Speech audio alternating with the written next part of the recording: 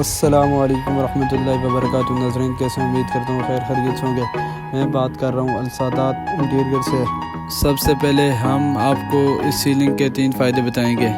Number 1, गर्मियों में heat रोकेगी, और नंबर 2, इसी सीलिंग को आप उतरवा कर अपने दूसरे घर में लगा सकते हैं। नंबर 3, आपको इस सीलिंग का जो सबसे बड़ा फ़ायदा ना, आप इसी सीलिंग के अंदर आप अपनी मर्ज़ी का डिज़ाइन बनवा सकते हैं।